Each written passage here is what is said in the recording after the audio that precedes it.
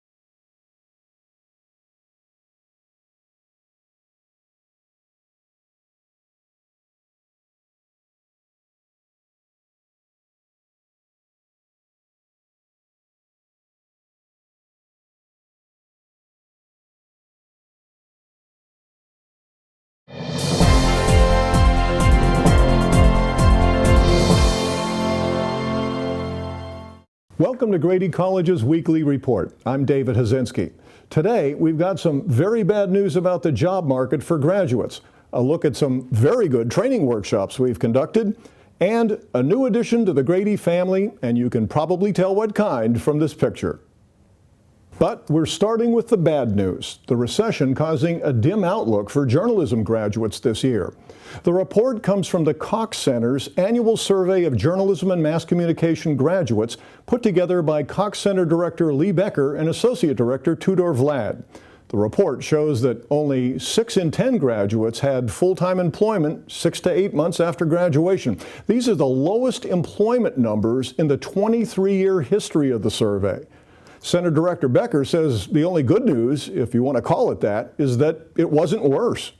Well, the stable salaries are good news. There's another little piece of good news, and that is that minorities didn't suffer in the market disproportionately. In fact, the gap between the level of employment for minorities and for non-minorities closed a bit from last year. You know, one thing that certainly was worth being concerned about was that the market would be more harsh for minorities. That turned out not to be the case. The Cox Center surveyed about 2,500 graduates who received their bachelor's and master's from 86 universities around the country last year. There's a lot more research going on at Grady. Grady's Kay Sweetser has co-authored 2 articles, both for the same magazine.